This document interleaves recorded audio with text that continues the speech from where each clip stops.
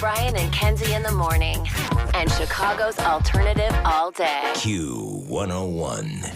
Kenzie's Krimes. Milwaukee police found body parts in a North Side apartment. Not because I was angry with them, not because I hated them, but because I wanted to keep them with me. Believe me, if I started murdering people, there'd be none of you left. This is evil, what those people have done to me. She says Heaven's Gate awaiting. I'm not guilty. Q101. Brian and Kenzie on Q101. Time for Kenzie's Krimes, when Kenzie takes us on a journey through murder, mystery, drama of the Chicagoland area. Some crime that's been out there. And Kenzie, take it away. Now, this may be a restaurant that's familiar to you. Brown's Chicken and Pasta.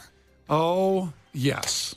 Yep. And I think I know where you're going with And this you know? case. I don't think he does. I don't know. Yeah. Brown's Chicken and Pasta is a familiar restaurant throughout Illinois and Indiana. It was first founded in 1949 by John and Belva Brown. They opened their first location in a trailer at 80th and Harlem in Bridgeville. And it was actually just Brown's Chicken at that time. Then in the 1980s, pasta was added to the menu and eventually to the name of the company. And then in the 1990s, they added a traditional grill named the Chicago Way, and that was added to all the Brown restaurants, and that was kind of brought on the table by Frank Portillo, who was actually a president at this company at one time, who obviously then started Portillo's with his brother, Dick Portillo. One that was very popular was the Brown's Chicken in Palatine. It was at 168th West Northwest Highway. And on January 8th, 1993 is when it became a lot more well-known. The restaurant had 7 employees working when 2 customers walked in to order minutes before closing. You know how that is if you work in the restaurant industry and someone walks in, you're like, oh, I thought we were done for the night. You know, you're like, come on. And then you're smiling, and then they never know what they want. They're like, take their time, look in. You're like, it's called Brown's Chicken. Come on, man. Okay. Sure. The customers actually pulled out a gun and told everyone to get to the back of the store. They then fatally shot and stabbed all 7 of the employees who became victims, and then proceeded to stack their bodies on top of each other in the freezer. They stole less than $2,000 and left. This was unbelievable when it happened, as far as becoming just a national event, and you couldn't escape the story, how horrific it was, and years. I mean, it literally went on for years. And I'm sure going to tell more of the memories of this now, because a lot of times you tell a story I don't know, and this one I do, and it just was so ingrained in my brain, this Absolutely. story. The deceased included the owners of the restaurant, Richard Ellenfeld, as well as his wife, Lynn, and they were of Arlington Heights. The rest were also employees. So Guadalupe Maladano, he was 46 of Palatine. Palatine High School students, Michael Castro and Rico Solis, 16 and 17 years old. Thomas Menace, 32, and Marcus Nelson, 31, also from Palatine. Obviously, this murder happens. No one sees it. Restaurant was closed. It was just them. So Michael Castro's parents became worried when their teenage son didn't return home from work. Clearly, the restaurant was closed, gave him a little bit of buffer time. He did not come home. They called the cops. Not long after, Guadalupe's wife called because her husband also hadn't returned home from the exact same place of work. The police showed up several hours after the restaurant should have been closed and realized the employee entrance was actually ajar and open. When they walked in, the restaurant clearly had not been shut down for the night. They started walking through. They couldn't find anybody, anything that's suspicious. And then when they opened the freezer, they found 5 victims stacked on top of each other. Then they opened the cooler in the kitchen and found 2 more. Now, there wasn't a lot for officers to work with. Decided to murder 7 people for $2,000. There was a mop bucket full of bloody water, which made it seem like they hung around and kind of tried to clean up, which is very weird. The murder weapon was not left at the scene. However, one thing that was there was a piece of chicken that did have a bite taken out of it. Now, they decided to preserve this very carefully since it was one of the only pieces of evidence. However, technology was not advanced enough at that time with DNA just to take something out of a bite. I'm going to pause right there because the way that they found out who did this is so badass, and this person probably had to have a lot on their shoulders for a long time. It was really, really great a while later how they nailed these people. Well, when we come back here in 3 minutes, the conclusion to the Brown's Chicken Massacre here in Kenzie's Krimes with Brian and Kenzie on Q101. The Brian and Kenzie Show.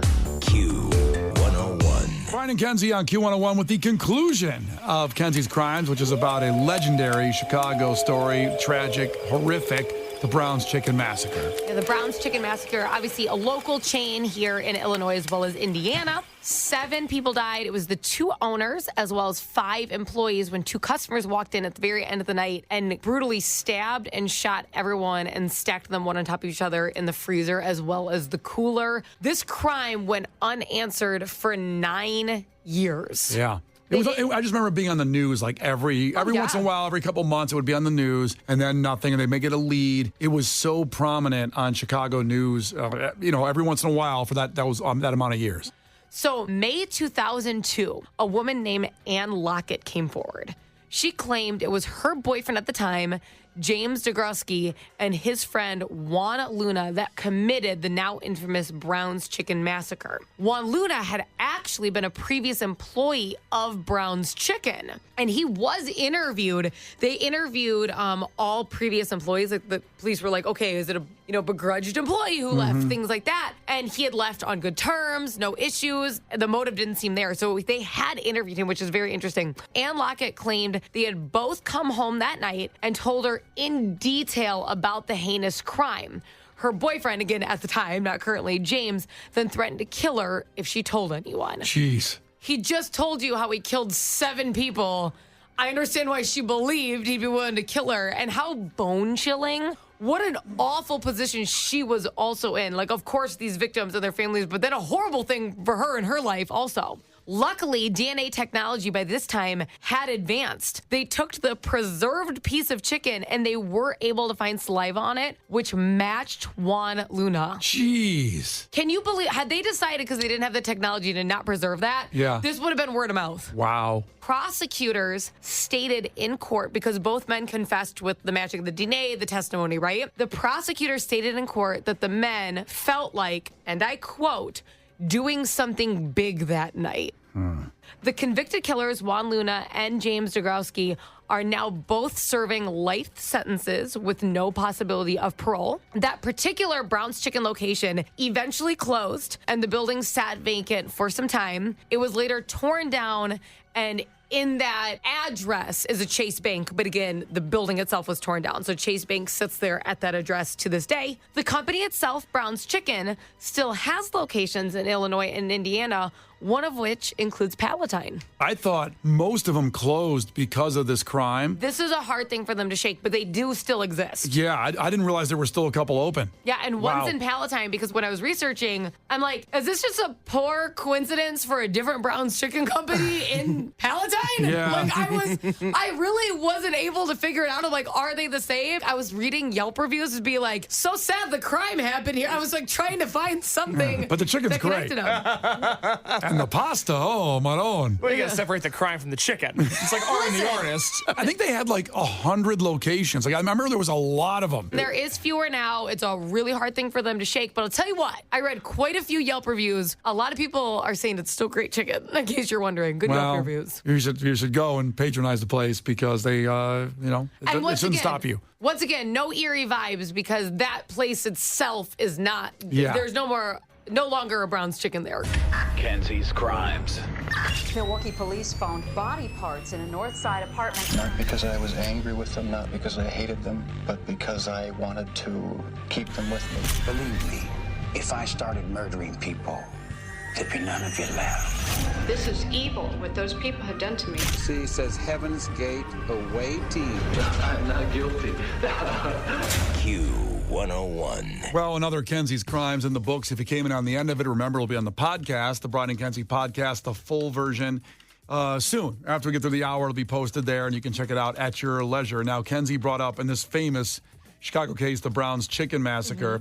I actually found some commercials. You were talking about Frank Portillo was a part of it before he worked with his brother Dick Portillo to start Portillo's. And here's a commercial that goes back to the 80s and that time of Brown's Chicken with Frank Portillo in it, for Brown's Chicken. I'm Frank Portillo at Brown's. We're famous for Chicago's favorite crispy chicken. Crunch. fishy. But did you know Brown's make Chicago's best tasting sandwiches? Italian beef and Italian sausage. And my favorite, the beef and sausage combo. It's the Chicago way. Great sandwiches, great chicken. And talk about value, listen to this. Get 10 pieces of crispy Brown's chicken and 4 fresh baked biscuits, just $9.99 if you come in now. That's the thing about Brown's. It tastes better. That's the thing about Brown's. It tastes better. Old commercial. Don't go in there and ask for that combo. No. They'll be like, I just heard about it. Don't get mouthy with the woman behind the counter. Just doing her job. Yeah. Then I dug a little deeper, and I found a Brown's chicken commercial with Steve Carell.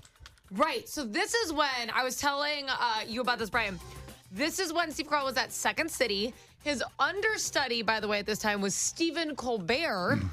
And you can see this on the Dana Carvey docuseries that they had about his show, because both Steve Carell and Stephen Colbert were hired as writers and actors, because kind of SNL-y, that show that he had. Mm-hmm. And Steve Carell goes, I was in this chicken commercial in Chicago, and I thought I had made it. He was like, well, I can't. I'm here now. I've arrived, and this is it. This is so funny because he's putting up a sign in the commercial that says cholesterol-free chicken. And the cholesterol and the chicken part fall off the sign while he's talking. Mm-hmm. And then there's thousands of people running in the store and because it just says free. It says free chicken. This is Steve Carell from, of course, 40-Year-Old Virgin fame, The Office fame, and here it is. Pre that. Yeah, very much pre that. Big news from Brown's Chicken. While we've always cooked our chicken in cholesterol-free cottonseed oil, we now have cholesterol-free batter, too. So our chicken is cooked completely cholesterol-free. And it tastes just as great as always. We figured a lot of people would like our new, healthier way of cooking, but quite frankly, the response has been better than we'd anticipated. Brown's Chicken, it tastes better, and it's better for you. It's just him from 40-Year-Old Virgin doing a Brown's Chicken. Very much so. I'm surprised he doesn't have an action figure with him. Okay. It's so good. Oh, man, I guess the wind was for the windy city, possibly blowing the things off the sign. Metaphorical. How about that? Very deep. Deep commercials. Wow. Awesome. And again, Kenzie's Krimes every Tuesday at 8:20. And on the podcast, you'll find the full version. So coming up here in about 8 minutes, we'll give you the key word for a chance to go to the When We Were Young festival. That features Fall Out Boy and My Chemical Romance, among others. So we'll give you that key word when we come back here with Brian and Kenzie.